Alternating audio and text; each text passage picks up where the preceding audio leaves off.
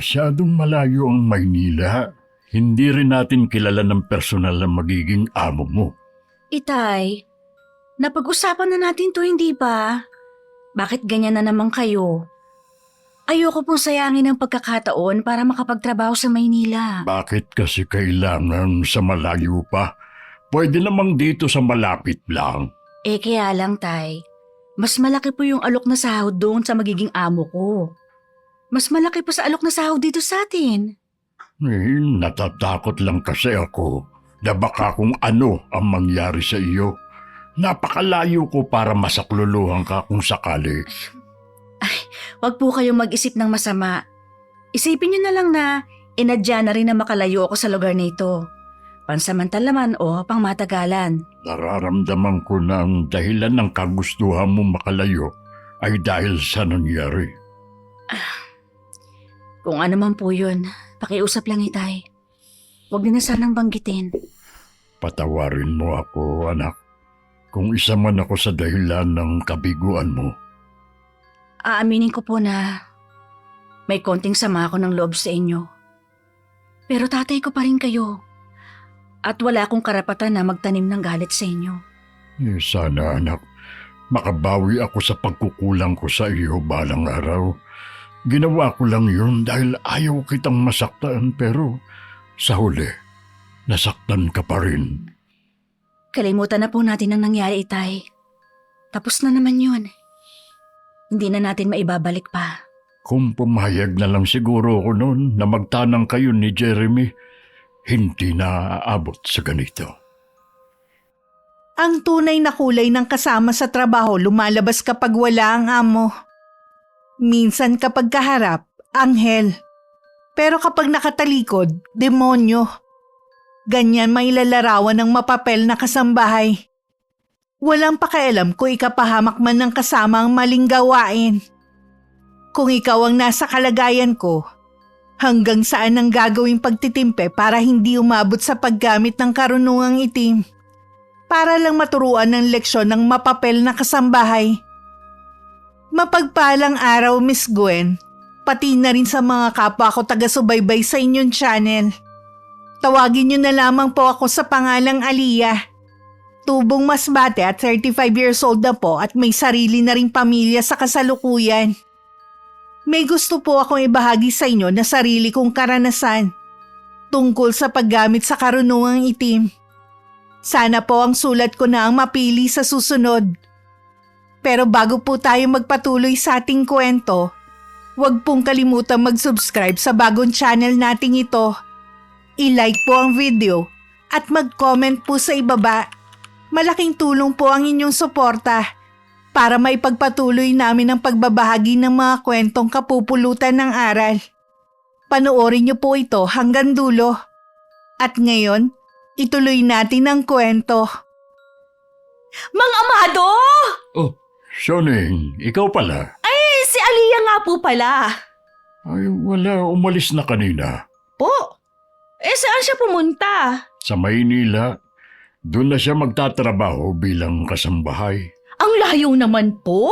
Bakit doon pa niya naisipang pumasok na kasambahay? Malaki kasi ang alok sa kanya na sahod, kaya ginusto niya na doon magtrabaho. Yun po ba talagang dahilan niya? Ang mataas ang alok na sahod? Oo naman. Ano ba akala mo ang dahilan ng anak ko? Akala ko kasi dahil kay Jeremy. Ano ba yan sinasabi mo, Shoning? Matagal na silang tapos ng lalaking yun.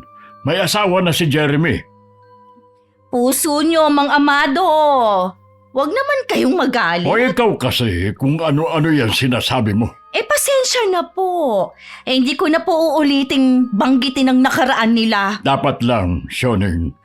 Ayoko na rin na mapapasama ang anak ko kapag meron na namang kumalat na balita. Alam mo naman ang mga tao dito sa atin. Alam ko naman po yun. Ang dami niyo na kaagad sinabi. Ikaw kasi. Ay, naku, makauwi na nga. Sabay na po tayo. Magkalapit lang naman po ang bahay natin eh. Ay, sige. Saan ka nga pala galing? Ay, dyan lang po. Kina Aling Ligaya. Sa nanay ni Jeremy.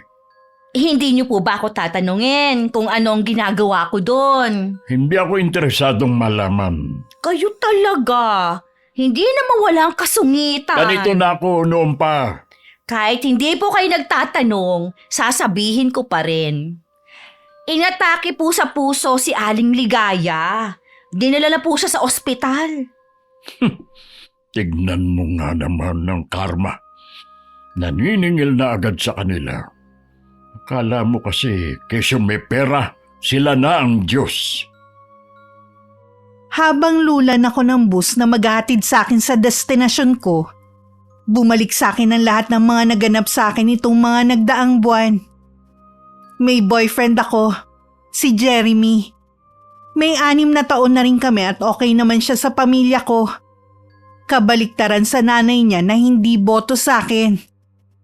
May 5 buwan na rin ang nakakalipas nang tapusin niya ang relasyon namin. At sumunod na nangyari, siya ang nagpagunaw sa mundo ko dahil ibang babae ang pinakasalan niya. Mariing ko na lang pinikit ang mga mata ko para pigilan ang pagbagsak ng mga luha. Sinabi ko rin sa sarili ko, sa lugar na pupuntahan ko, panibagong buhay ang daratnan ko. Makakalimutan ko rin ang nangyari sa akin. All around ang magiging trabaho mo rito. Maliban sa pagluluto, si Manang Aida ang bahala sa kusina. Sanay ka naman siguro sa mga gawaing bahay, no? Ay, opo, Ma'am Hera. Huwag kang matakot, iha. Hindi ako nangangain ng tao. Pasensya na po, ma'am. Siguro ito ang unang beses na papasok ka na kasambahay, no? Ito nga po ang unang beses. Basta sumunod ka lang sa mga utos ko. Wala tayong magiging problema. Bali 2 lang kayo ni Manang Aida dito. Yung driver ko naman na si Camilo, uwian yon. Kaya bali 3 lang tayo dito sa bahay. Kaya bago ka matulog, tiyakin mo na nakalak ang mga pinto at bintana. Opo, Ma'am Hera. Tatandaan ko po lahat ng mga sinabi niyo. Mukhang madali ka namang turuan eh. Sana nga hindi ako magkaroon ng problema sa'yo. Asahan niyo po na gagawin ko ang lahat para maging maayos po ang paninilbihan ko sa inyo. Yan talaga ang inaasahan ko sa'yo. Oobserbahan ko rin muna ng 1 buwan ng kilos mo kung talagang alam mo ang trabahong pinasok mo. Ay, sige po, Ma'am Hera. Kayo pong bahala. Idagdag ko na rin pala kung bakit ang hanap ko dalagang kasambahay. Yung iba mo kasing pinalitan, mga pamilyado rin at galing probinsya. Sa lahat kasi ng ayoko yung maya-maya na lang ang paalam na uuwi. Huwag po kayong mag-alala, ma'am. Hindi po ako ganun. Kaya nga ikaw ang napili ko sa dami ng mga nag-apply Mabuti na lang, ikaw ang nirekomenda ni Clyde. Paano nga pala kayo nagkakilala ng bakla kong pinsan? Sa salon niya po ako nagdadala ng tinda kong merienda, gaya po ng maruya, turon tsaka po banana Q. Mabuti kahit hindi mo pa ako nakikita ng personal, nagtiwala ka agad. May tiwala naman po ako kay Kuya Clyde. Alam ko na hindi niya ako ipapahamak. Ayos lang ba naman kung sa loob ng 1 taon 1 beses ka lang makakauwi? Opo, wala naman pong problema sa akin yun. Baka kasi bigla ka ma-homesick at magpaalam na uuwi sa inyo. Bago ko naman po tinanggap ang alok niyong trabaho, hinanda ko na pong sarili ko. Okay, halika na. Ihahatid na kita sa silid mo. Si Manang Aida nga pala nasa palengke pa. Maya-maya naman nandito na siya. Kahit sinabihan naman ako ni Kuya Clyde na mabait ang magiging amo ko, hindi ko pa rin maiwasan nakabahan. Pero pagkatapos naman ng pag-uusap namin ni Ma'am Hera, nabawasan na kahit papano ang kaba ko. Lalo na nung dumating si Manang Aida na mainit ang pagtanggap sa akin. Masayahin at palakwento ang matanda. Sinabi rin niya na dalaga pa lang ang amo namin, nanilbihan na siya sa pamilya nito. Sa palagay ko magiging maayos ang trabaho ko sa bahay na yon dahil maliban sa mabait ang amo ko, mabait din ang kasama ko sa trabaho. Pinapatawag niyo raw po ako, ma'am? Oo. Pasensya ka na kung naabala kita. Naku, hindi po. Nagtutupi lang naman po ako ng mga damit na nilaban ko. Kaya pala kita pinatawag para sabihin na maganda ang ipinapakita mong trabaho sa loob ng 1 buwan. Kahit si Manang Aida tuwang-tuwa at lagi kang pinupuri.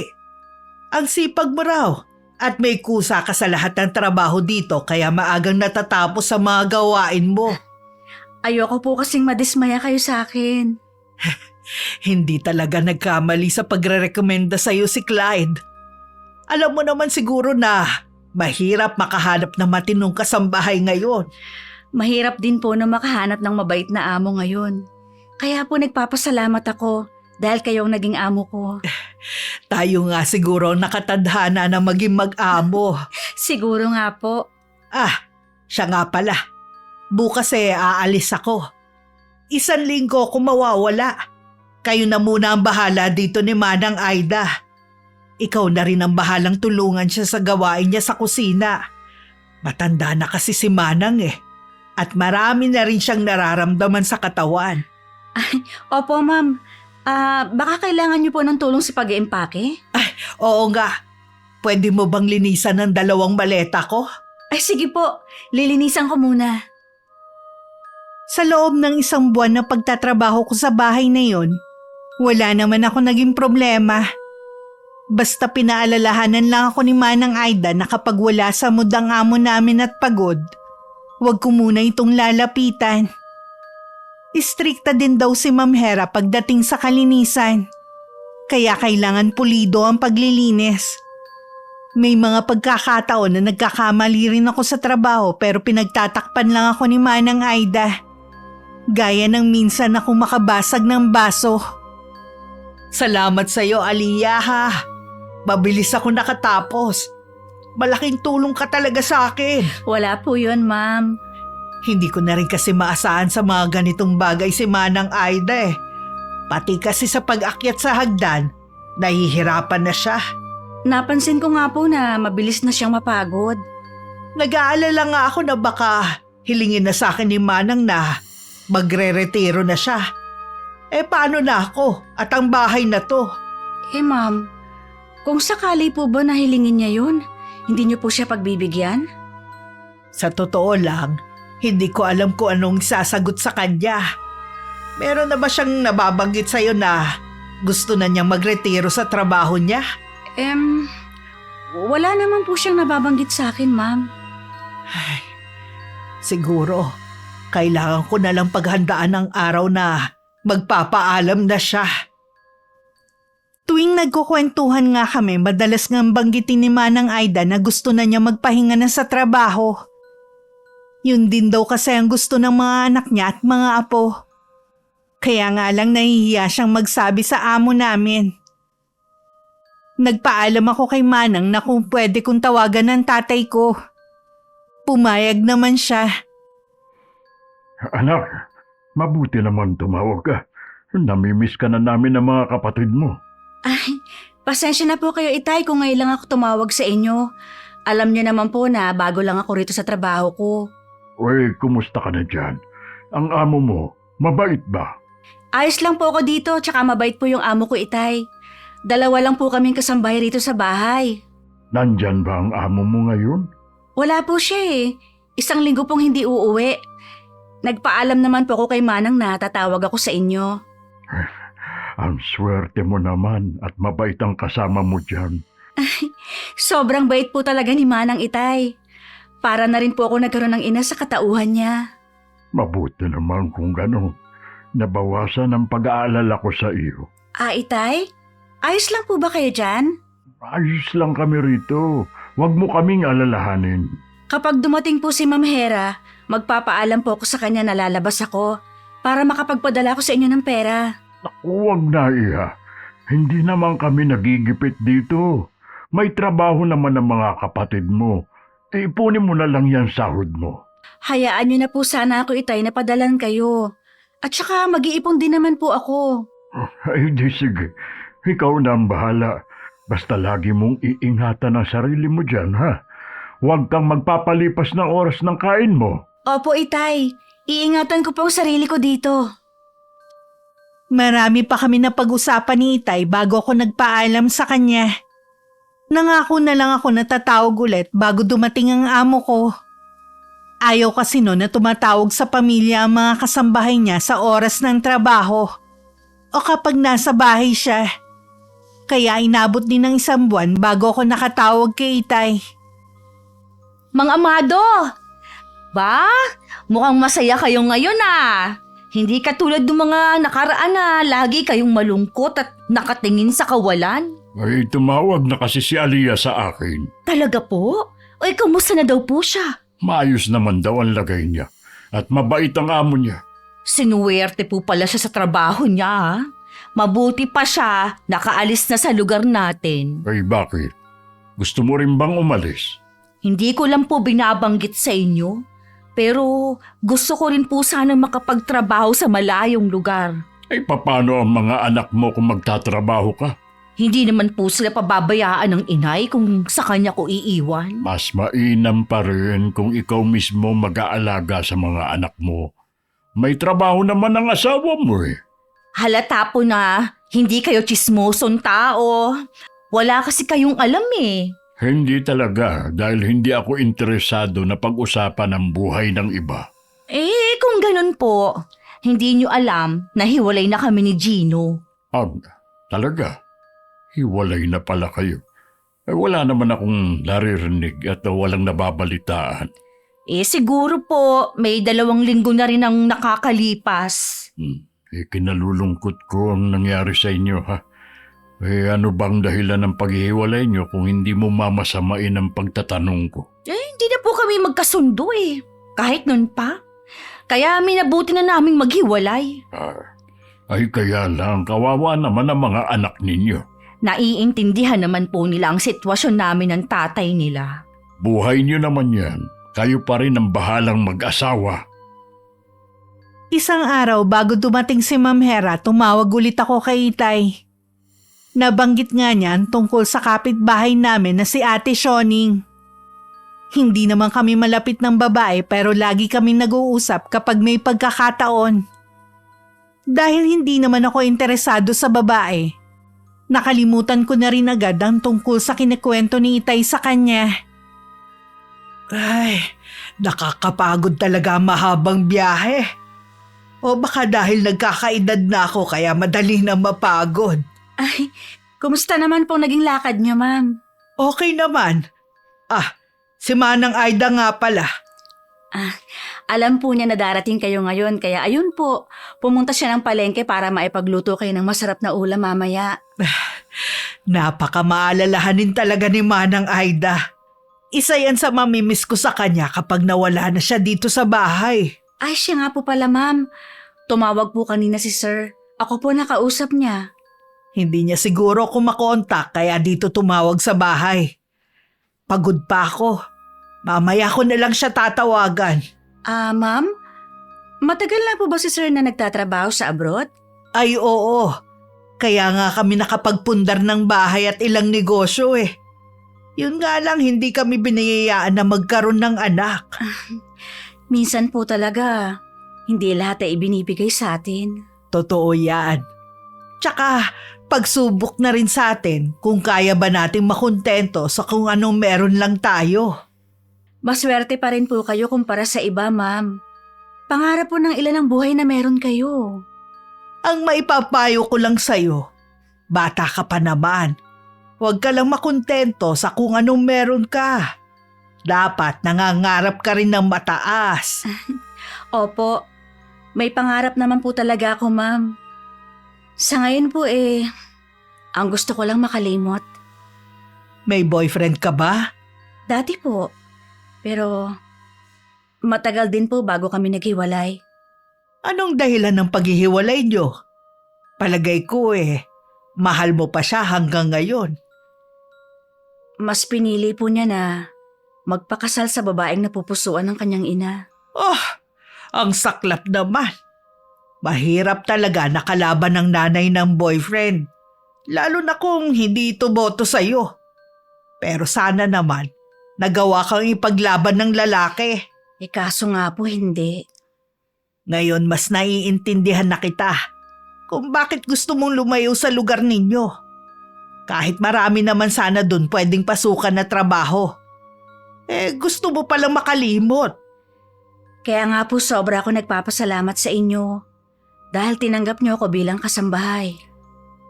Siguro alam din ng pinsang kong si Clyde ang pinagdadaanan mo. Kaya ikaw ang nirekomenda niya sa akin. Alam po kasi sa lugar namin ang nangyari sa akin eh. Alam kong hindi ganun kadali ang pinagdadaanan mo ngayon.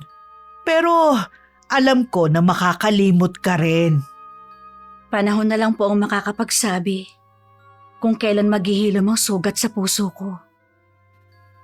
Mas lalong naging malapit sa akin si Ma'am Hera. Minsan tinatawag niya ako para lang magkwentuhan kami. Siguro naiinip din siya lalo na kapag nasa bahay. Akala ko nga nung una mamasamain ni Manang Aida ang pagiging malapit ko sa amo namin. Pero sinabi niya na masaya siya dahil meron na siyang kapalit kung sakali. Hinahanda na rin kasi ng matanda ang gagawin niyang pamamaalam sa amo namin. Gusto rin daw niya kasi na habang malakas pa siya makasama na niya ang pamilya niya. Naalala ko tuloy si inay na dati rin kasambahay sa isang mayamang pamilya. Buong buhay siyang nanilbihan sa pamilyang yun.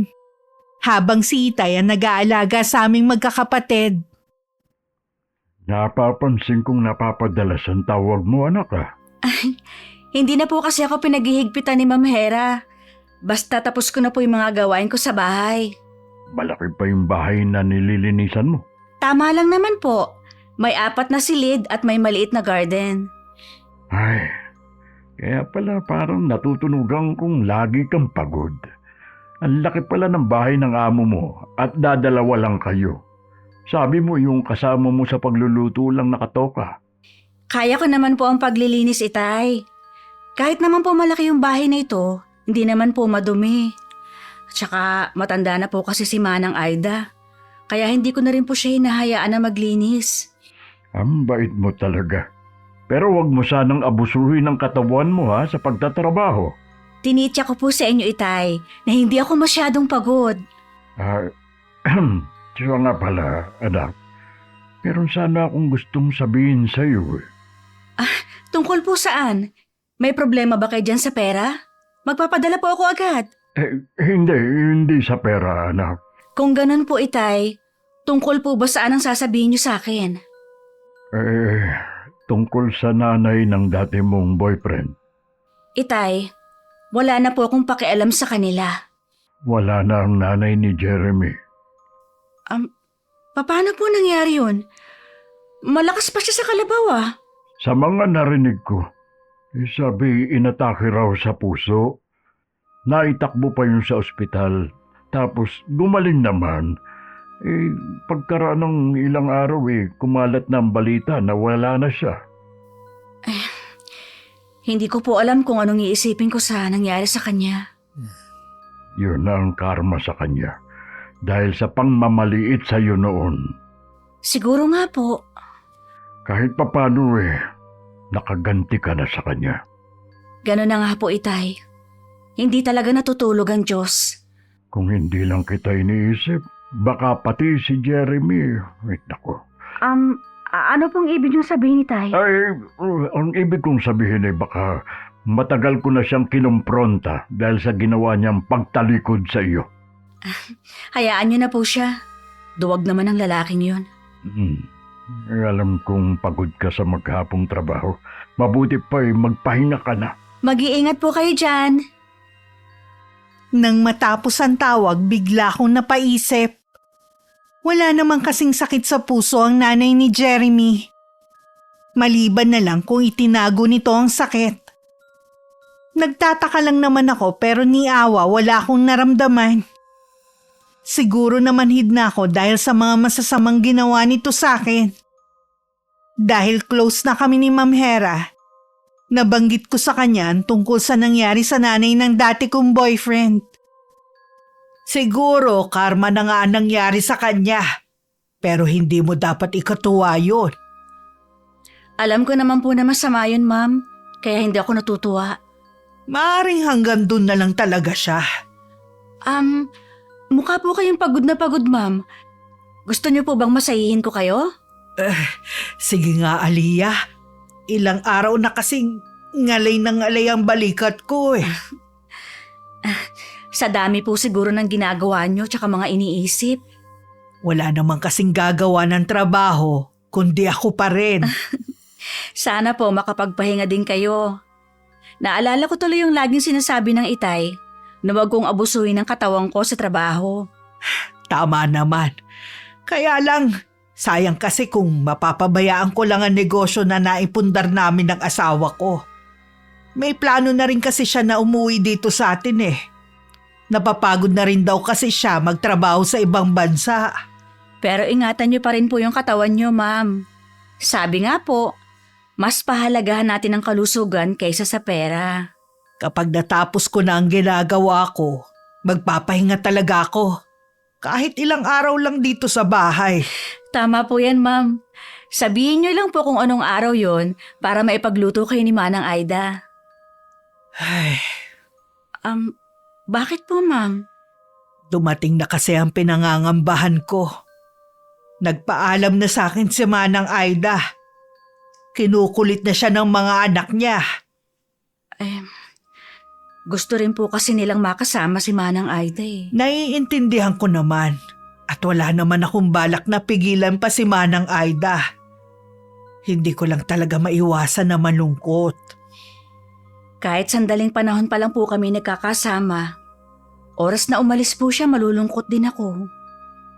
Ngayon pa lang, kailangan mo ng pag-aralan ng mga ginagawang pagluluto ni Manang Aida. Ikaw na rin kasi ang bahala sa kusina eh. Opo, yun nga lang, hindi ko mapapantayan ang pagluluto ni Manang Aida. Nagtagal pa ng 1 buwan sa bahay si Manang Aida bago siya sunduin ng 2 anak. Marami rin kasi siyang bagahe. Kahit mag-1 taon pa lang kami nagkakasama nito, hindi ko pa rin maiwasang maiyak. Mahigpit ko pa siyang niyakap, ganun din si Ma'am Hera. Nang umalis ang matanda maliban sa nadagdagan ng trabaho ko, ramdam ko yung lungkot ng pag-iisa. Kailan pa umalis yung kasama mo? Nung 1 linggo lang po. Wala bang balak kumuha ng kapalit ang amo mo?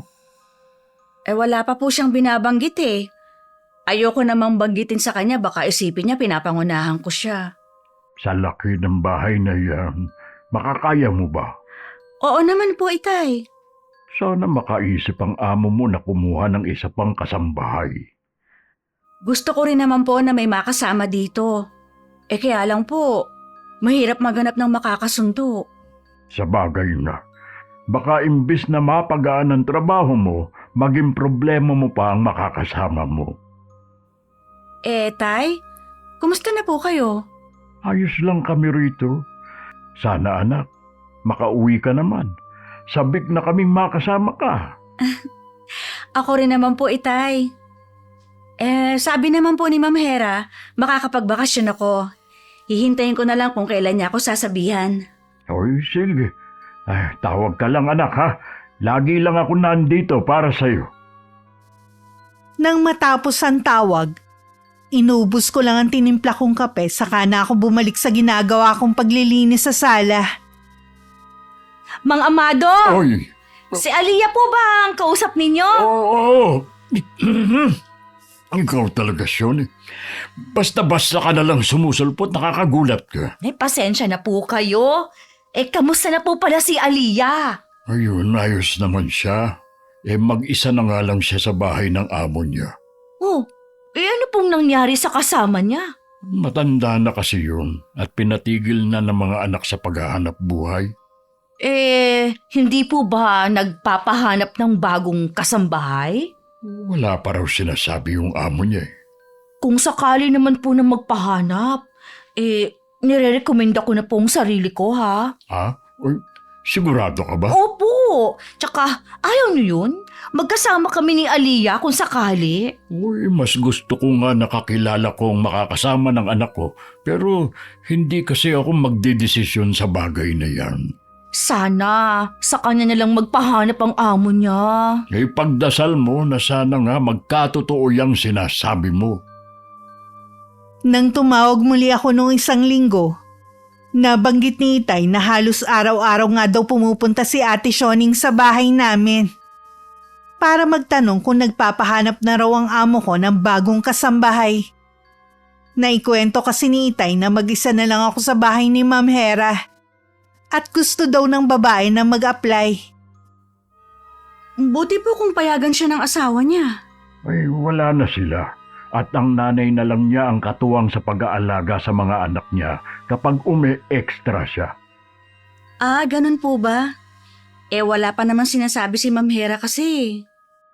Pero kung sakali ba, ayos lang naman nakasama mo si Sioning.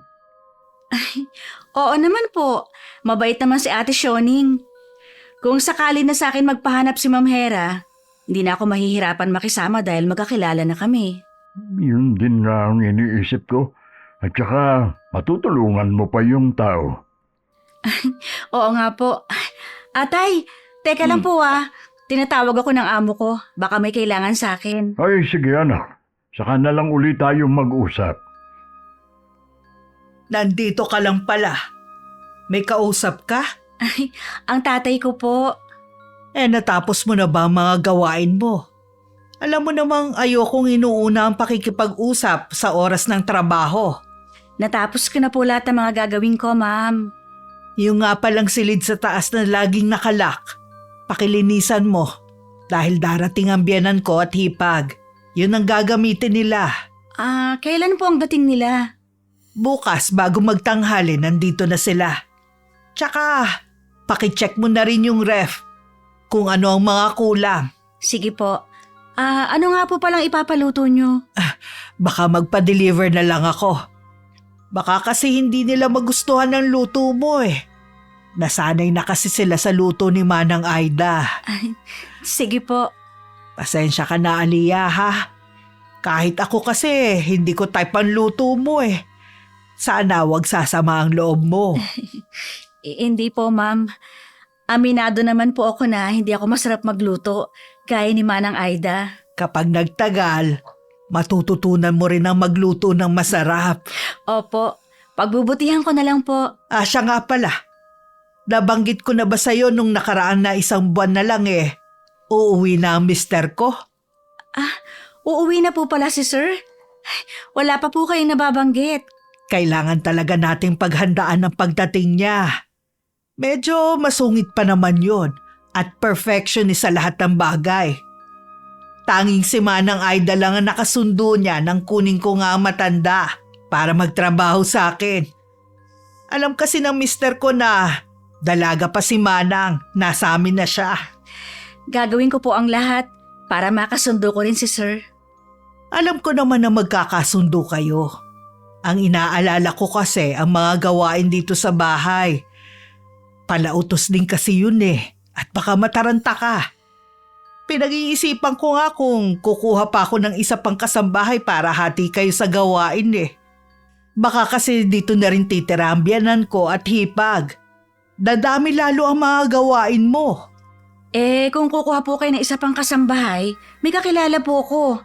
Taga roon po sa amin at kapitbahay lang namin. Talaga? Di mabuti kung may kakilala ka na. Kakausapin ko muna ang mister ko bago kita sabihan, ha? Sige po, ma'am. Hihintayin ko na lang po ang desisyon nyo.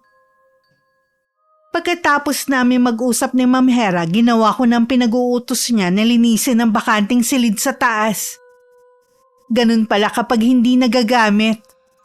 Naaalikabukan din at nag-aamoy kulob ang isang silid. Hindi ko lang yun nilinisan kundi nagpalit na rin ako ng bedsheet, punda at kahit mga kortina. Kinabukasan naman na malengke na rin ako. Pagdating ko nga naroon na ang biyanan at hipag ng amo ko. Binati ko naman sila pero tiningnan lang nila ako. Nakaramdam naman ako ng pagkapahiya. Ramdam ko agad na hindi sila gaya ni Ma'am Hera. Palagi din sila nag-uutos at maraming sinasabi kapag hindi agad ako nakakasunod sa utos. Aliyah, Pasensya ka na sa biyanan na tipag ko, ha?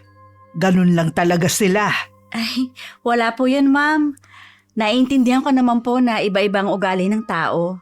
Napakalawak talaga ng pag-unawa mo.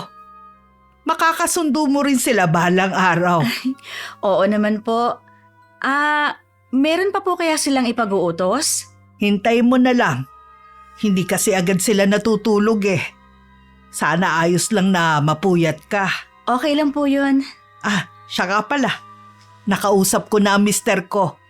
Pumayag siya na kumuha ng isa pang kasambahay. Talaga po? Oo, kaya sabihan mo na yung kakilala mo sa probinsya ninyo. Ako, tsak po na matutuwa si Ate Shoning nito. Hindi mo rin kasi kakayanin ang trabaho lalo na kapag nandito ang mag-ina. Tapos darating pa ang asawa ko. O paano? Maiwan na muna kita, ha? Bago ko pumasok sa silid ko, tinanong ko muna sila kung ano pa ang kailangan. Inutusan muna nila ako na igawa sila ng merienda. Hindi naman ako agad natulog dahil baka meron pa silang ipag-uutos. Tinawagan ko na lang si Itay para ibalita ang desisyon ng amo ko. Talaga anak? Ay, tiyak na matutuwa si Shoning nito. Nandito po kasi ang biyanan tsaka hipag ng amo ko. Kaya po kailangan ko na talaga ng makakasama. Bait naman ng amo mo. May konsiderasyon siya sa kasambahay niya. Tay, marunong po kayang magluto si Ate Shoning? Oo. Dati kasi nagtrabaho yun na cook sa isang restaurant. Bakit mo naman naitanong? Alam niya naman po na hindi ako ganun kagaling magluto. Tsaka ilang putahe lang ang alam ko. Sakto pala talaga si Shoning. Bukas, nandito na naman yun para makibalita. Basta, maghanda lang po siya. Oo, anak. Sige po, Itay. May kumakatok sa may pinto. Baka may kailangan pa yung mag-ina. Nang buksan ko nga ang pinto, nasa labas ang hipag ng amo ko at walang kangiti-ngiti sa labi. Nang tanungin ko kung ano ang kailangan, nakalimutan ko daw silang dalhan ng maiinom. Agad naman akong sumunod at pumunta sa kusina para ikuha sila ng juice. Hinatid ko pa yun sa silid nila bago ako bumalik sa silid ko. Sa loob ng 1 linggong nasa bahay ang biyanan at hipag ng amo ko, maraming beses din ako napapagalitan. Ang bagal kong kumilos, ang tagal kong tawagin at kung ano-ano pang kapalpakan ng sinasabi nila na ginagawa ko. Akala ko ipagtatanggol ako ng amo ko pero tahimik lang siya habang nakatingin sa ginagawa nila. Babalik na lang daw ang mag-ina kapag dumating ang mister ng amo ko. Kailan nga pala darating ang magiging kasama mo? Sa 1 linggo daw po, ma'am. Napansin ko kasi na nahihirapan ka sa mga gawain dito at sa mga utos na mag-ina. Natataranta ka pa kaya lalo ka tuloy nilang inuutusan. Pasensya na po, mama.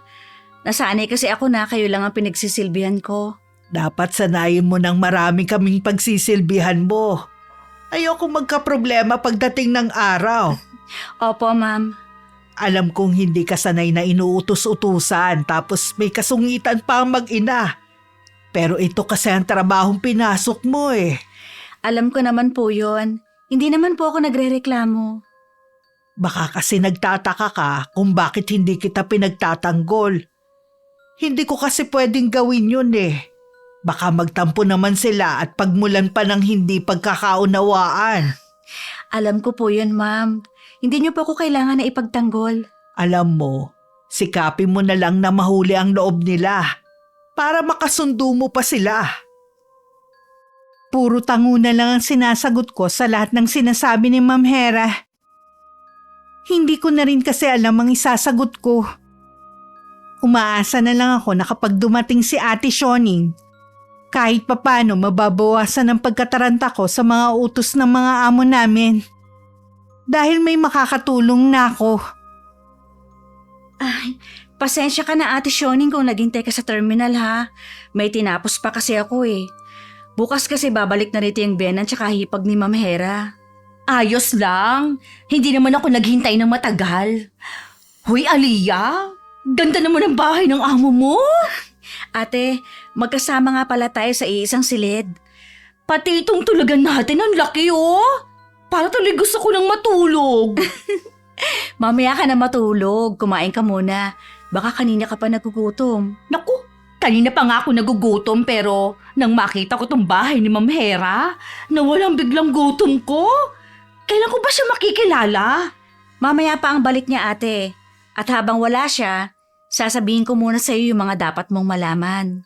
Kaya naman pala malaki ang alok na sahod dahil malaki tong bahay at tsak na maraming gawain.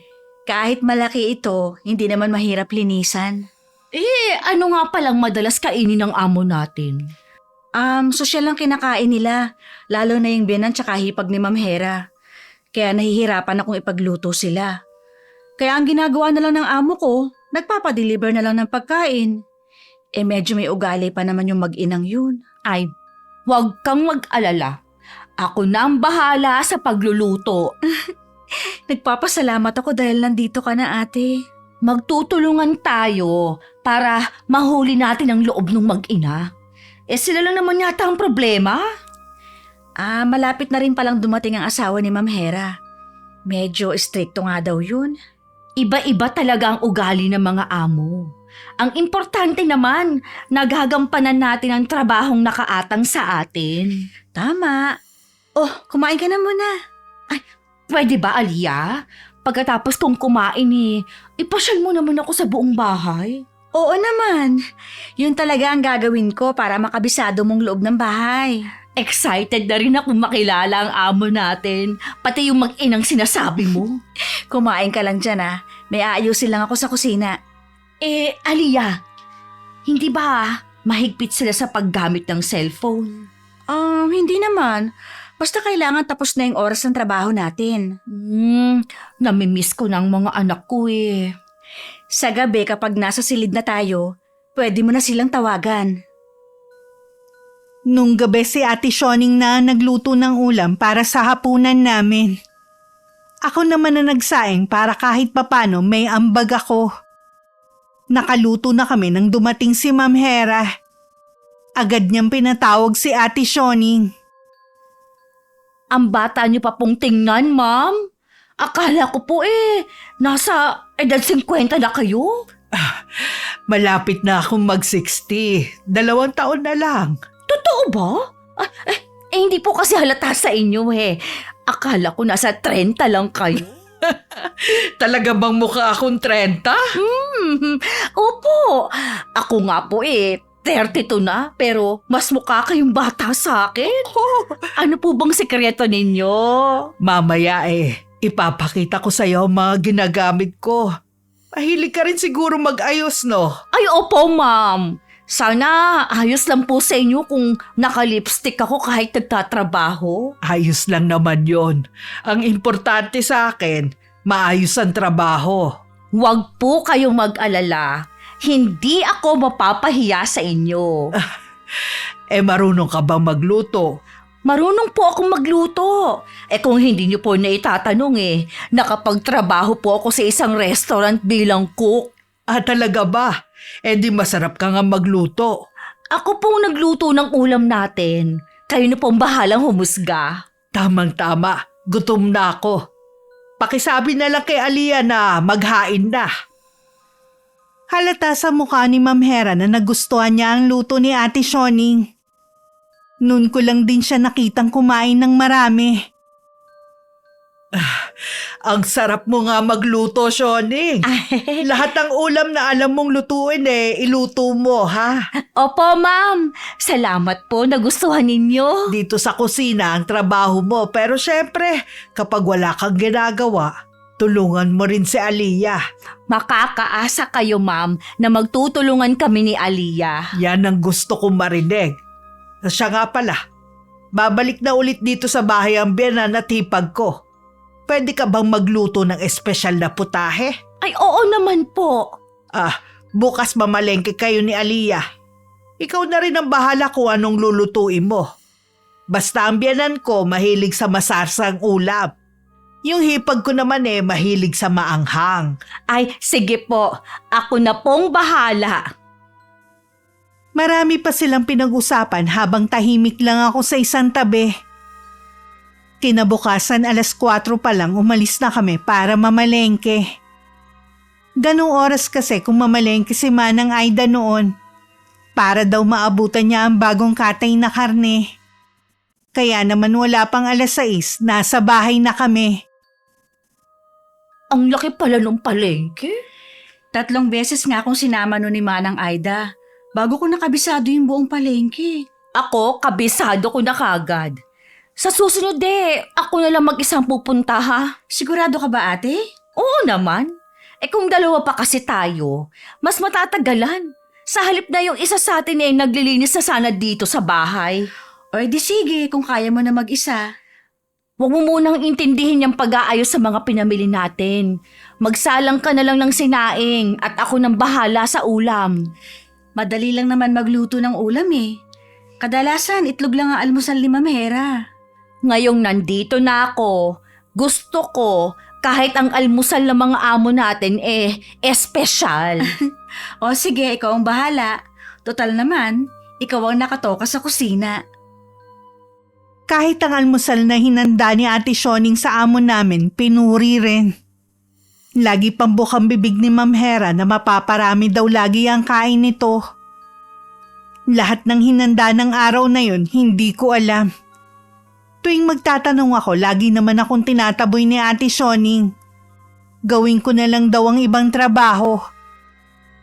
Nang dumating ang mag-ina at natikman ang mga putahe na hinanda, pinuri nila si Ate Shoning. Halata naman sa mukha niya ang kasiyahan. Mabait naman pala yung mag-ina. Wala na nga silang ginawa kundi purihin ang luto ko eh. May ugali ang mga yun. Makikita mo kapag nagtagal ka dito. Baka naman kasi lagi kang nakasimangot kapag kaharap mo sila. Hindi Lagi ko nga silang binabati. Baka mainit lang talaga ang dugo nila sa akin, kaya ganun. Basta ako, walang problema sa kanila. Natutuwa naman ako at nahuli mo kagad ang loob nila. Baka bumait na rin siguro sila sa akin. Napagod ako, Aliyah, sa pagluluto Baka naman pwedeng ikaw na lang ang magligpit dito sa kusina. Oo, ako nang bahala dito, ate. Sige na, pumasok ka na sa silid natin. Bukas, babawi ako sa'yo ha. Habang nagliligpit nga ako sa kusina, inutusan pa ako ni Ma'am Dina na magdala ng merienda sa kwarto ng anak niya. Nang matapos sa ginagawa, pumasok na ako sa silid namin. Nadatnan ko pang kausap ni Ate Shoning ang nanay nito. Si nanay talaga? Hindi pa nga dumarating ang sahod natin Yun na agad ang bukang bibig. Baka naman pinapaalala lang niya. Hindi ko naman nakakalimutan yun, no? Dahil nasa kanya ang mga anak ko. Wag ka nang magalit, ate. Magpahinga na lang tayo. Bukas marami pa tayong gagawin. Sige, kanina pa nga din ako inaantok Kinabukasan, pagising ko, wala na si Ate Shoning sa higaan niya. Iniligpit ko lang ang higaan ko bago ako lumabas. Nadatnan ko siyang nasa kusina na tumiinom ng kape. Ate, kanina ka pa ba gising? Oo, naikot ko na nga ulit ang buong sala Ang ganda talaga ng bahay na to. Nailabas mo na ba yung mga basura? Maaga kasing kumukuha yung truck Hindi pa. Ikaw na lang maglabas Maya-maya magluluto na rin kasi ako ng almusal ng mga amo natin Pagkatapos kong mailabas ang mga basura, pagbalik ko nakatunga nga pa rin si Ate Shoning sa mesa. Para itong nananaginip ng gising. Inumpisan ko na lang ang trabaho ko at iniwan ko siya. Dahil abala, hindi ko na namalayan ang oras. Pagpasok ko ulit sa kusina, nakaluto na si Ate Shoning. Pero nakaupo lang siya habang hawak ang cellphone niya. Ate Shoning, hindi ka pwede mag-cellphone sa oras ng trabaho. Baka makita ka ng amo natin. Tulog pa naman sila Tsaka importante ito. Ang mabuti pa, tulungan mo na lang ako sa paglilinis. Ano bang gagawin sa labas? Hindi ka na dapat nagtatanong. Alam mo namang maraming gawain dito sa bahay. Di ba nga, sa kusina lang ako nakatoka. Kaya hindi ako pwedeng umalis nang hindi pa nag-aalmusal ang mga amo natin. Hindi pa naman sila bumababa. Para sana mapabilis din yung paglilinis natin. Ang gusto kasi ni Ma'am Hera malinis na bago pa siya magising. Eh bakit nung mag-isa ka lang dito kaya mo naman? Kinakaya ko lang noon dahil kailangan. Ngayon na nandito ka na, dapat hati tayo sa gawaing bahay. Naalala ko nga pala. May kailangan akong palambutin na karne. At meron din akong kailangang i-marinate na karne ng manok. Kaya mo bang gawin yon? Sige. Dito ka na lang sa kusina. Pagkatapos ng ilang gawain sa loob, nagpunta naman ako sa likod para maglaba. Si Ate Shoning na rin ang naghanda ng pagkain ng mga amo namin. Wala akong kaalam-alam na yun na pala ang simula ng pagbabago ng tingin sa akin ni Ma'am Hera. Shoning, ayos ka lang ba? Ay, Kanina pa kita kinakausap may sinasabi po kayo? Tinatanong ko kung anong lulutuin mong ulam para mamayang tanghalian. Nag-marinate po ko ng chicken, tsaka po yung laman ng baka. Gagawin kong beef steak na may mushrooms. Mukhang masarap yan Tsak na magugustuhan nila mamayang putahe mo. Sana nga po, ma'am. Bakit parang inaantok ka pa yata? Ang aga ko po kasing gumising kanina. Tapos po inuna ko na ang dapat kong gawin. 5:00 ka ba nagising? Mas maaga pa po. Si Aliyah po ang gumising ng ganyang oras. Tapos ikaw pa ang nagluto ng almusal. Ano lang ang ginawa ni Aliyah? Sabi ko po, maglaban na lang siya. Wala na rin po kasing gagawin. Dapat hati kayo sa mga gawain dito sa bahay. Hindi yung ikaw ang gagawa lahat. Ayos lang naman po yun sa akin. Dapat lang naman na akong makisama dahil ako ang bago. Mag-iisang taon pa lang si Aliyah sa bahay na to. Ibig sabihin, bago pa lang din siya. Siya pa rin po ang nauna sa akin dito. Tsaka po, malaki ang utang na loob ko kay Aliyah. Alam ko naman yon. Pero ayoko na gagamitin niya yon para gulangan ka sa trabaho. Hindi naman po niya ako ginugulangan Mamaya kakausapin ko siya. At papaalalahanan tungkol sa trabaho niyo rito. Habang nagsasampay ako ng mga nauna kong nilabhan, bigla naman sumulpot si Ma'am Hera. Kayo po pala, ma'am. May kailangan po kayo sa akin? Gusto lang kitang paalalahanan na hati kayo sa trabaho dito ni Shoning.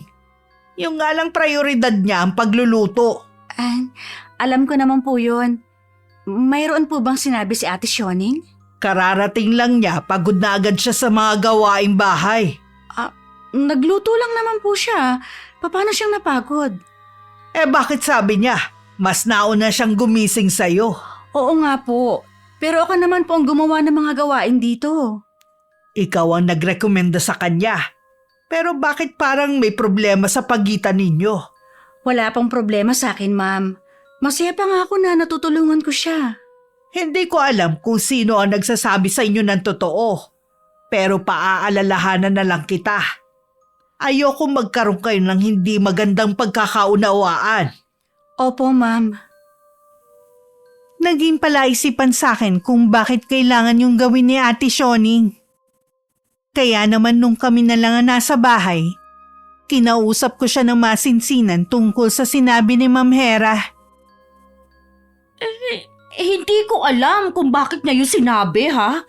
Wala naman akong binabanggit Huwag mo naman sanang kakalimutan, ate, na dahil sa akin kaya meron kang trabaho ngayon. Aba, Aliyah, nanunumbat ka na kagad? Ibang klase ka rin, ha? Paalala lang naman ang sa akin. Hanggat maaari kasi, ayoko sanang magkaroon tayo ng alitan sa trabaho. Wala naman kasing problema sa akin. Basta gagawin ko rin ang trabaho ko. Dapat lang. Dahil yun naman ang pinunta mo dito. At ayokong mapahiya sa mga amo natin. Alam mo, tingin ko sa'yo, lumaki na yung ulo mo kasambahay ka lang naman. Kahit kailan hindi lumaki ang ulo ko, Ate Shoning. Tumigil ka na nga sa pagsasalita mo ng kung ano-ano. Nasabi mo na siguro ang mga gusto mong sabihin, no? Iligpit mo na nga lang yung mga ginamit ko sa kusina. Bakit ako? Alam mong matagal ako sa harapan ng kalan. Gusto mo bang mapasma ako kung maghuhugas pa ako? Ay, oo sige, ako na lang. Ginawa ko na lang ang mga trabaho ko ng tahimik para wala ng gulo. Habang lumilipas ang mga araw, unti-unti kong nakikita ang tunay na kulay ni Ate Shoning. Napapatanong tuloy ako sa sarili ko kung tama ba na siya ang kinuha ko. Para kasi kung kumuha lang ng batong ipupukpok sa ulo ko. Nang hindi na ako makatiis, kinausap ko muli si Ate Shoning. Ano bang problema mo, ha? Ikaw ang problema ko. Bakit ba kailangan mo laging akuin ang mga trabaho ko na hindi mo naman talaga ginawa? Alam mo sa ginagawa mo, para tuloy ako lumalabas na tamad sa bahay na ito. Samantalang ikaw, puro pagluluto lang naman ang ginagawa mo. Natural. Dahil hindi ka naman marunong magluto. Puro reklamo sa iyong mag-ina. Tapos ikaw ginagatungan mo pa. Kaya lalo sila nagagalit sa akin eh. Alam ko na. Kaya ka siguro naggagalaite dahil nagsiselos ka sa atensyon na ibinibigay nila sa akin, ano? Eh bakit naman ako magsiselos? Kasi nga, ikaw yung nauna dito. Pero mas malapit na sila sa akin ngayon. Kahit si Ma'am Hera, ako nang laging tinatawag sa halip na ikaw. Kung alam ko lang na pasasakitin mo lang ang ulo ko, hindi na lang sana ikaw ang kinuha kong makakasama dito. Wala ka na magagawa, no? Nandito na ako eh. Meron nga pala akong ipakikita sa'yo, ha? Tingnan mo. Laging may pasalubong sa akin ang mag-ina.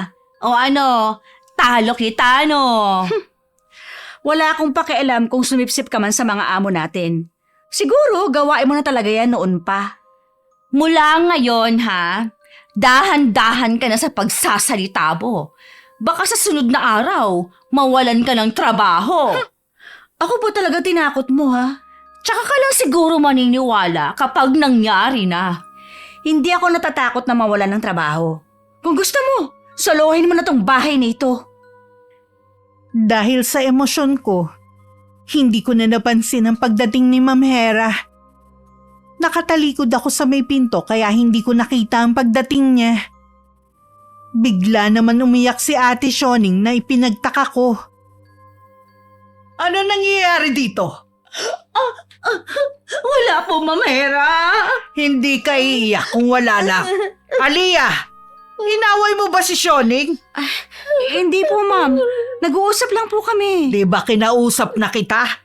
Sinabi kong ayoko na hindi kayo nagkakaunawaan. Kasi po, ma'am. Pinagbibintangan po kasi ako ni Aliyah na sip-sip, Ma'am eh. Samantalang ginagawa ko lang naman po ang trabaho ko.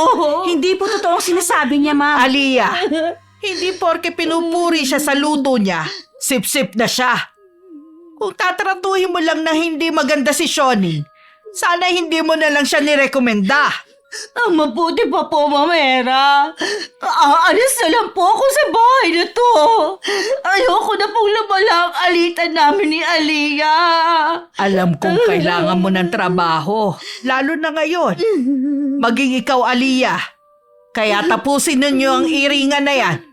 Ayoko na meron akong kailangang tanggalin sa inyo. Wala pong problema sa akin, Ma'am. Dadalawa na nga lang kayo eh. Hindi pa kayo magkasundo. Sa 1 linggo nga pala, parating na ang asawa ko. Gusto ko maayos at malinis ang buong bahay. Maaasahan niyo po ako, Ma'am.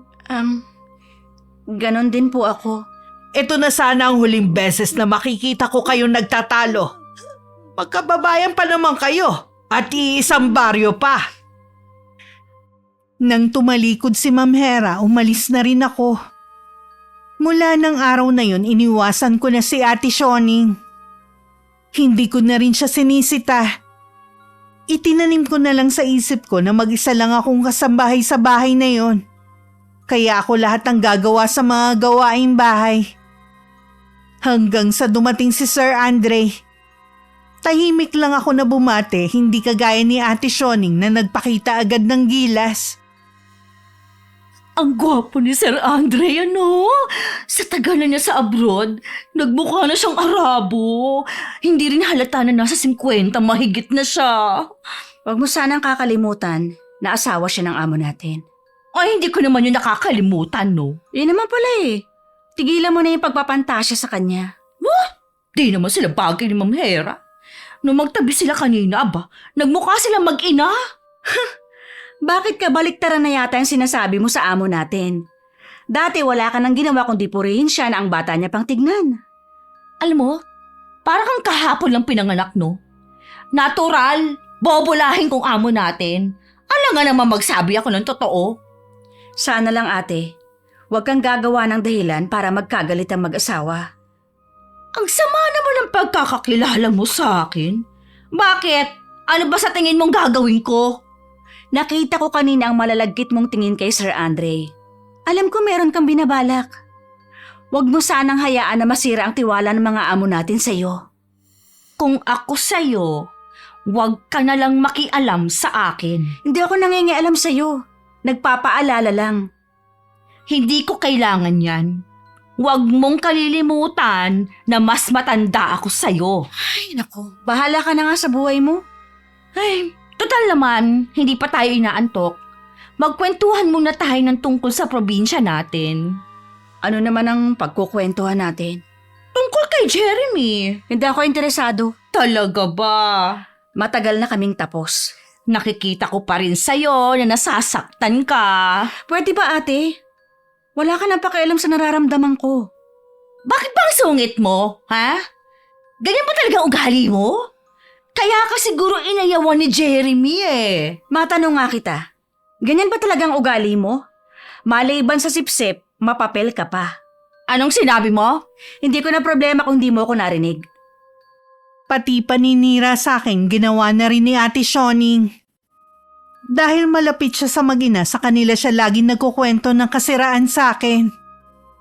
Dahil sa mga ginawa niya, napagmamalupitan na rin nila ako.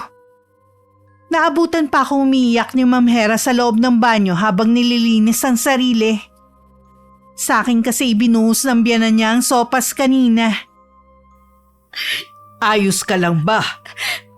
Wala naman po akong ginagawang mali para saktan ako ng biyanan niyo. Sabi kasi ni Mama, basta ka na lang pumasok sa silid nila nang walang paalam.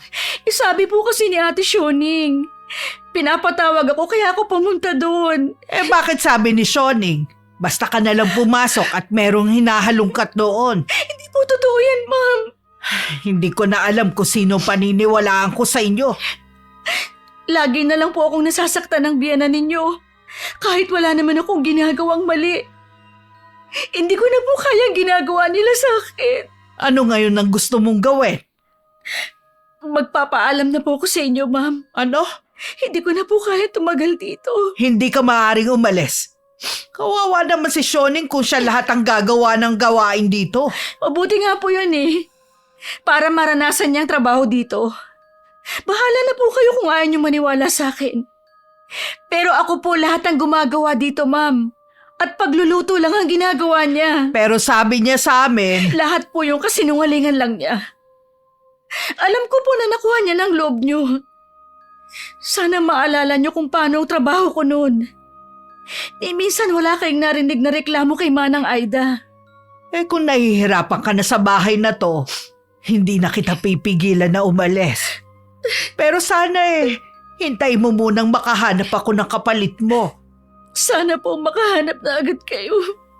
Iwasan mo muna siguro na lumapit sa biyanan ko. Hanggang ngayon kasi mainit pa rin ang dugo niya sa'yo eh. Tapos, dinadagdagan pa ng panggagatong ni Ate Shoning. Hindi ko alam kung ano ang pinag-ugatan ng away ninyo. Pero sana, magkaayos pa rin kayo. Nararamdaman ko na wala na ring tiwala sa akin si Ma'am Hera na labis kong ikinalungkot. Minsan ginamit ko ang day off ko at dinalaw ko si Manang Aida sa bahay niya. Sa kanya ko ibinuhos lahat ng hinanakit ko. Nagpaalam na rin ako sa kanya dahil alam kong yun na ang huli naming pagkikita. Nagpaalam na si Aliyah sa akin. Gusto na niyang umalis. Dahil po ba sa nangyari sa kanila ni Ma'am Dina? Oo. Sa tingin ko yun din ang makakabuti. Siya naman po kasing may kasalanan eh. Kahit nga ako na bago Tinuturuan ko siya ng mga dapat niyang gawin para mahuli ang loob ng biyenan ninyo. Kaya lang nagmamatigas siya eh. Siguro dahil bata pa siya, kaya hindi agad siya basta mapasunod. Ay, totoo po yan. Matigas talaga ang ulo. Wala nga po yan makasundo sa amin kaya walang kaibigan. Talaga? Wala siyang kaibigan? Kaya pala para siyang malungkot lagi. Kaya nga po kahit hindi naman kami close, akong pinakiusapan ng tatay niya na pumasok na kasambahay dito.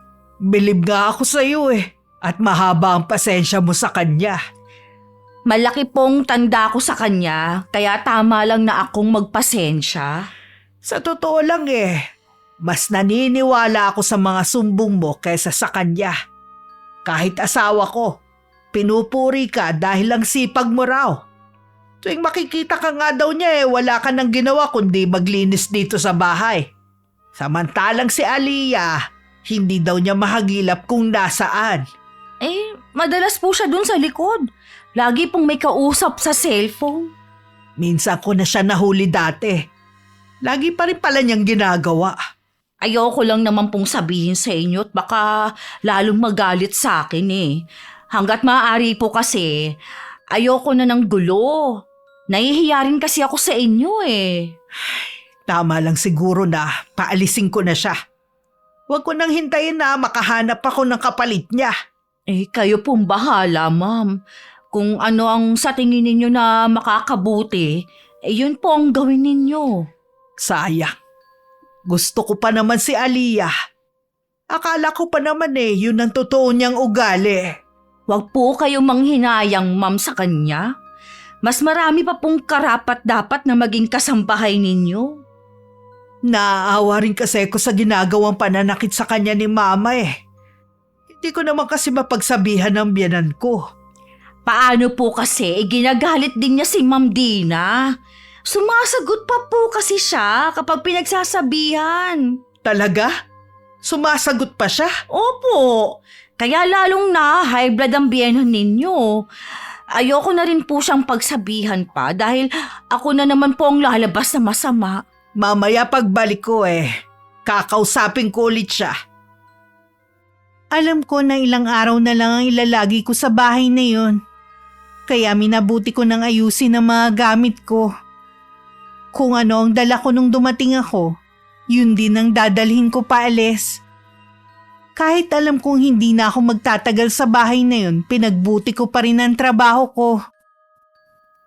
Ako na lang ang magtutuloy ng ginagawa mo Bakit? May parating ba na amo natin? Wala. Tayo na ka pa kasi naglilinis Baka pagod ka na. Kaya ko ang trabaho ko. Doon ka na lang sa kusina. Di ba gusto mo lang naman magluto at pumapel? Diyan ka naman magaling Alam ko naman na galit ka sa akin. Hindi lang galit ang nararamdaman ko sa'yo. Punong-puno rin ako ng pagsisisi. Nakikita mo ba itong mga latay sa braso ko? Hanggat hindi ito nawawala, hindi rin mawawala ang puot dito sa puso ko. Ikaw ang dahilan kung bakit ako sinasaktan ng amo natin. Dahil yun sa ginagawa mong panunulsol. Hindi ko alam na grabe palang pananakit niya sa'yo. Huwag ka na magpanggap na hindi mo alam. Kapag wala na ako dito, pagbutihin mo ang trabaho para hindi ka rin mapaalis. Dahil oras na umuwi ka sa atin, doon ako maniningil. Sa kauna-unahang pagkakataon nakitaan ko ng takot si Ate Shoning. Tinalikuran ko na rin siya at hinarap naman ang paglalaban ng mga damit. Nung hapon narinig kong sumisigaw si Ma'am Dina. May nawawala daw itong alahas. Bigla naman akong kinabahan. Ilang sandali pa galit akong sinugod nito. Ako ang pinagbibintangan niyang nagnakaw sa sinasabi niyang kwintas. Mabuti na lang dumating si Ma'am Hera, dahilan para matigil ang pananakit ito. Hinalughog pa nila ang mga gamit ko na nilagyan ko ng padlock. Wala naman silang nakita sa mga gamit ko. Kahit mahirap lang po kami, hindi naman kami magnanakaw ng pamilya ko. Pasensya ka na, Aliyah. Nakita na rin naman ang alahas na hinahanap ni Mama Pasensya na rin po, ma'am. Hindi ko na po mahihintay ang kapalit ko. Gusto ko na pong umalis. Sige, Bukas na bukas din ipapahatid kita sa terminal. Hindi na po, ma'am. Kaya ko pong pumunta ng mag-isa sa terminal. Sigurado ka ba? Opo. Salamat nga po pala sa pagtanggap niyo sa akin dito. Ibibigay ko pa rin ng buo ang sahod mo ngayong buwan. Kinabukasan na madaling araw umalis na ako. Gising na mga oras na yun si Ma'am Hera at Ate Shoning. Nag-aalala siguro sila na baka may dalhin ako pag alis ko. Kahit hindi naging maayos ang karanasan ko sa bahay na yun, nagpasalamat na rin ako. Dahil may natutunan din naman ako kahit papano. Na huwag basta magtitiwala kahit kakilala mo pa ang tao. Tunay ngang lumalabas ang ugali ng isang tao kapag kasama mo na sa iisang bubong. Yung bang dahilan kung bakit hindi ka na ulit tumawag sa akin? Ayoko po kasing mahalata niyo na may problema ako. Pagkatapos ng ginawa nating pabor sa kanya, ito pa igaganti niya sa iyo. Hindi ko siya mapapatawad kahit kailan. Sinabihan ko nga po siya, Itay, na pagbutihin ang trabaho niya. Dahil oras na bumalik siya dito, saka ko siya pagbabayarin. Maging aral na lang sa atin ang nangyari. Hindi lahat ng tao karapat dapat tulungan. Dito na lang po ko sa atin maghahanap ng trabaho. Naisip ko din po na aanin ko pa ang malaking sahod kung malayo naman ako sa inyo. Ay, nako. Sariwa pa ang iba mong mga sugat. Ay, gagamutin ko muna. Ang mga pilat na yan ang magpapaalala sa akin, Itay, sa mga naging karanasan ko sa Maynila. Kalimutan mo na ang mga nangyari sa iyo. Hindi lahat ng mayayaman ay makatao. Mabait naman po si Ma'am Hera. Na-impluwensyahan lang talaga siya ni Ate Shoning. Balang araw, pagsisisihan nila ang ginawa nilang ito sa iyo. Nang magamot ni Itay ang mga sugat ko, nakatulog ako. Madilim na noon nang magising ako. Nagtaka pa ako dahil nakaamoy ako ng natutunaw na kandila sa paligid. Hinanap ko naman yun at nanggagaling yun sa silid ni Itay. Kakatok na sana ako nang biglang bumukas ang pinto. Oh, gising ka na pala. Nagsindi po ba kayo ng kandila? Ay, oo. Sinindihan ko yung kandila sa altar. Siguro nagugutom ka na. Nakapagluto na ako kanina. Kumakalam na nga pong sikmura ko, Itay, kaya ako nagising. Ay, tayo nang kumain. Ang mga kapatid mo mamaya pang mga yun darating. Tay, napansin ko lang po. Ang dami na kagad nagbago rito sa lugar natin. Samantalang mag-iisang taon pa lang akong nawala. Oo nga. Maganda kasi ang proyekto ng mayor sa lugar natin. Maging ang kapitan. Lalo tuloy gumanda ang baryo natin. Sinabi mo pa. Ay, sige na, kumain ka na. Ano pong amoy yun? Amoy, wala naman akong naaamoy Ay, mabuti pa kumain ka na. Huwag mo nang pansinin yun. Sinunod ko na lang si Itay. Pero may ilang oras nang nakakalipas, naaamoy ko pa rin ang pinaghalong bulaklak at natutunaw na kandila. 1 linggo na ako sa probinsya namin na matanggap akong sales lady sa inaplayan ko. Mula nun okupado na ang buong isip ko at unti-unti ko na rin nakakalimutan na nangyari sa akin sa Maynila. Shoning, ano to? Bakit tuyo na ang mga halaman sa garden? Ay, hindi ko po alam Anong hindi mo alam? Hindi ka yata nagdidilig Tapos tignan mo ang gilid ng bahay. Ang tataas na ng damo. Pasensya na po, ma'am. Ang dami ko pong ginagawa sa loob ng bahay hindi ko po mauna yan. Akala ko ba kaya mo ang trabaho dito? Si Aliyah nagagawa niya lahat kahit mag-isa lang siya. Kailangan po yata na may kasama ako dito sa bahay. Hindi ako basta makakakuha ng kasama mo. Mahirap na magtiwala. Alam ko po. Aayusin ko na lang po ang trabaho. Hindi pwede na magaling ka lang sa pagluluto pero sa paglilinis, palpak ka. Sige na. Pagkatapos ng mga gawain mo sa loob, isunod mo na dito sa labas. Kainis? Kala ko madali lang. Hirap pala maging kasambahay tapos wala pa akong kasama. Ang arte pa naman ng mga amo ko. Mula nang umalis ako sa bahay ng amo ko, naging mahirap na para kay Ate Shoning ang mga gawain. Kaliwat kanan na utos. Kailangan pang laging malinis ang buong bahay. Linggo-linggo rin ang paglalaba at pamamalansya. Halos wala na nga siyang pahinga. Shoning! Bakit po? Anong ginawa mo sa damit ko? Bakit nasunog to? Pasensya na po. Nagmamadali po kasi ako eh. Hindi ko po sinasadya. Ang tanga mo naman! Si Aliyah ingat na ingat yun sa mga damit ko! Puro na lang palpak ang ginagawa mo ah! Patawarin niyo po ako, ma'am. Hindi ko naman po sinasadya eh. Puro ganyan na lang ang naririnig ko sa'yo. Sabihin mo lang kung hindi mo kaya ang trabaho rito. Kaya ko naman po, ma'am. Huwag niyo po akong paalisin. Maawa na po kayo. Si Aliyah, kahit hindi siya marunong magluto, bumabawi naman siya sa ibang gawain. Ngayon ko naisip na baka nga siya ang nagsasabi ng totoo at hindi ikaw. Kitang-kita naman kasi ang kaibahan yung dalawa pagdating sa trabaho rito. At kahit kailan din, hindi siya pumapapel sa mga amo niya. Hindi gaya mo! Bibigyan pa kita ng isa pang pagkakataon. Oras na pumalpak ka pa ulit. Bumalik ka na sa probinsya nyo. Aayusin ko na po talaga ang trabaho ko. Ginawa lahat ni Ate Shoning para makuha ulit ang loob ng amo pero kahit ang iba, unti-unti na rin lumalayo ang loob sa kanya. Hanggang isang araw, bigla na lang siyang tinubuan ng mga pigsa sa buong katawan. Mas lalo tuloy siyang nahirapan sa pagtatrabaho. Nandidiri na rin sa kanya si Ma'am Dina at ang anak nito na dating kabiruan niya.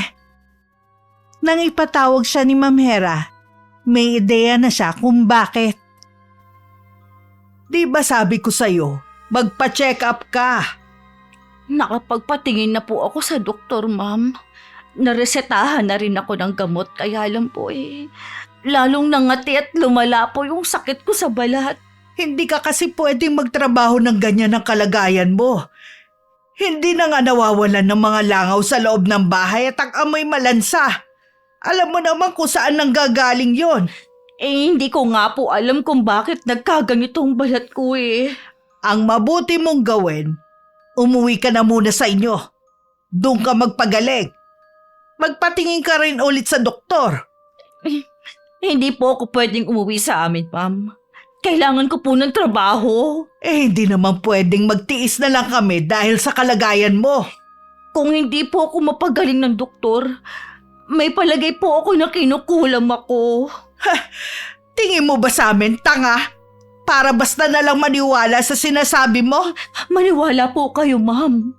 Totoo ang kulam at barang. Sa probinsya namin, uso pa rin yan. Kung uso pala sa inyo, tama lang na umuwi ka na at dun magpagamot. Kung uuwi po ako sa amin at magpapagamot, may babalikan pa po ba akong trabaho? Tatapating na kita, ha? Wala ka ng trabaho na babalikan.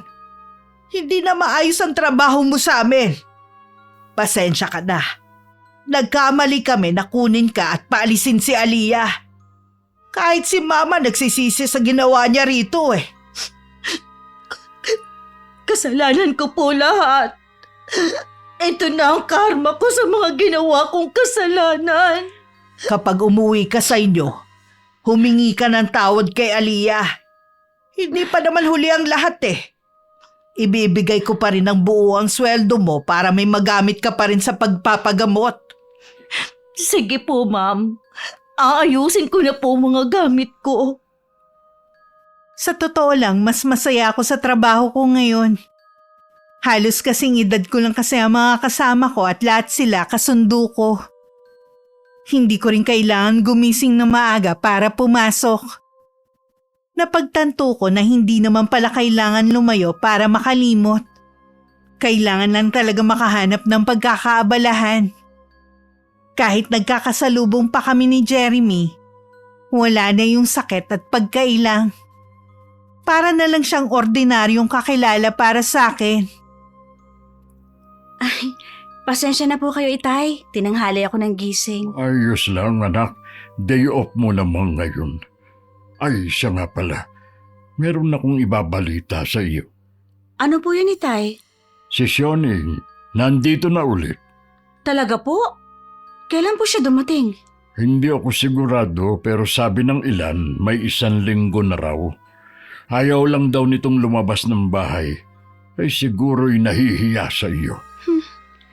Dapat lang po na mahiya siya sa akin pagkatapos ng mga ginawa niya. Pupuntahan ko po siya. Uy, bakit mo pa siya pupuntahan? May gusto lang po akong sabihin sa kanya na hindi ko nasabi noon. Tsaka po, gusto ko pong malaman kung bakit siya umuwi. Malamang na tinanggal siya ng amo mo. Akala yata niya magtatagal siya pagkatapos ng ginawa niya sa iyo. Kumain muna ako ng almusal bago gumayak at saka pinuntahan si Ate Sioning sa kanila. 3 bahay lang naman ang pagitan ng bahay namin. Ganun lang kalapit. Nasa labas ng bahay ang nanay niya nang makita ako at hindi makatingin ng diretsyo. Pumasok siya sandali at saka lumabas ulit. Sa loob na lang daw kami mag-usap ng anak nito. Bakit madilim dito? Yun kasi ang sabi ko kay inay. Mula lang bumalik ako, gusto ko na lang ng laging madilim. Bakit naman? May sakit ka ba?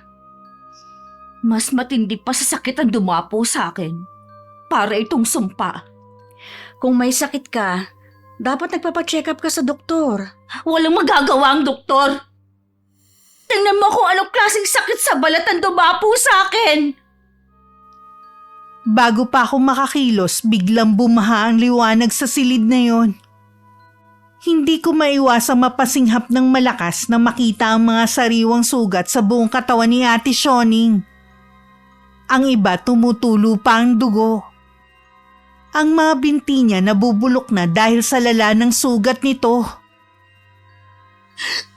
Kahit ang mga anak ko, nandadiri sa itsura ko.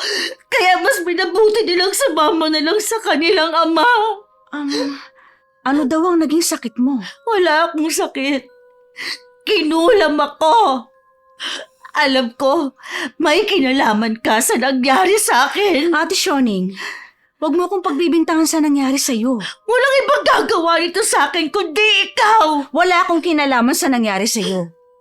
Karma yan sa'yo dahil sa ginawa mo sa akin. Hindi ko na pala kailangan maningil sa'yo.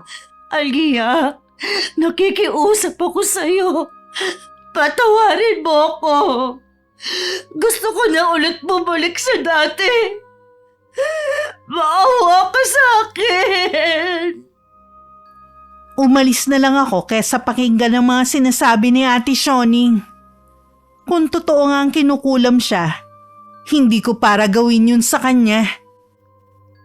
Nakita mo ba si Sioning? Opo, Itay. Nakakadiri ang itsura niya ngayon dahil puno ng sugat ang buong katawan niya. Iyon po siguro ang dahilan kung bakit siya umuwi at hindi lumalabas ng bahay. Mas matindi pa ngayon na nangyari sa kanya. Kahit may sama pa rin ako ng loob sa kanya, mas nangibabaw pa rin ang awa ko sa kanya ngayon. Ang sabi po niya, kinukulam daw siya. At ako pa talagang iniisip niyang gumawa nun. Uy, hayaan mo na siya. Mag-focus ka na lang sa trabaho mo at hindi sa mga taong pinahahalagahan mo pero masama pa rin ang binalik sa'yo. Sinunod ko naman ang sinabi ni Itay. Iniwasan ko na rin na makibalita ng tungkol kay Ate Sioning. Pinayagan din ako ni Itay na umupa na lang ng maliit na kwarto malapit sa trabaho ko. Tuwing day off ko naman saka ako umuwi sa amin. Anong ginagawa mo rito? Nandito po ba si Aliyah? Wala siya. Matagal pa ang uwi niya. Nakikiusap po ako sa inyo. Bawiin na niya ang ginawa niya sa akin. Hirap na po ako. Ikaw ba naawa ka sa anak ko na ang gusto lang naman ay makapagtrabaho ng maayos? Nagsisisi na po ako sa ginawa ko sa kanya. Ay huli na para magsisi ka. Hindi ako makakapayag na may mga api sa anak ko. Maaring napatawad ka na ni Aliyah, pero ako hindi. Kayo po ba ang kumulam sa akin? Hindi na mahalaga kung ako nga. Habang buhay ka naman magdurusa sa ginawa mo. Pagkatapos ka namin pakisamahan at bigyan ng pabor, ganun pa iginanti mo sa anak ko. Hindi kita mapapatawad. Patawarin niyo na po ako. Huwag niyo na po akong parusahan. Umalis ka na at huwag ka na ulit babalik pa. Kung hindi niyo po babawiin ang ginawa ninyo sa akin, malalaman ng lahat na isa kayong mangkukulam. Gawin mo! Hindi ako natatakot sa iyo.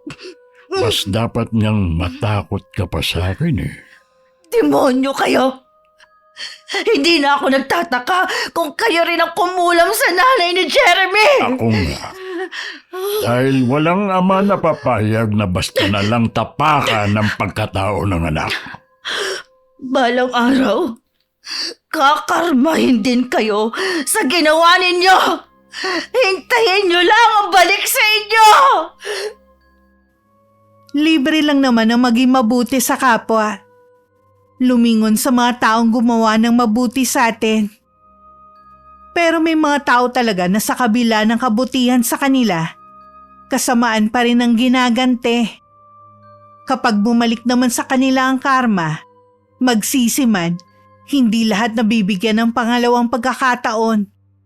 Dahil may mga taong mas pinipili na hindi magpatawad gaya ng aking ama. Sa kasalukuyan habang sinusulat ko itong sulat ko, may sarili na rin akong pamilya. Sa probinsya ng asawa ko kami nakatira ngayon. Nang maratay ang aking ama, pinagtapat niya sa akin ng lihim niya. 1 taon din siyang pinahirapan ng sakit niya bago siya binawian ng buhay. Alam ko na pagbayaran na niya ang nagawa niyang kasalanan. Nagawa lang niya yon dahil sa pagmamahal sa akin. Kahit mali ang gumamit ng karunungang itim. Hanggang dito na lang po ang aking sulat, Miss Gwen. Sana kahit papano may napulot kayong aral sa aking kwento. At nabigyan ko rin ng inspirasyon ng mga kapwa ko taga-subaybay. Maraming salamat po at mabuhay ang inyong channel. Wakas. Maraming salamat mga solid abangers. Kung nagustuhan niyo ang kwentong ito, huwag kalimutan suportahan ang channel sa pamamagitan ng pag-subscribe, pag-like at pag-comment. Huwag din kalimutan mag-subscribe sa channel ni Ingkong, Ikalawang Yugto. Hanggang sa susunod, God bless. Yung iba mo kasing pinalitan, mga pamilyado rin at galing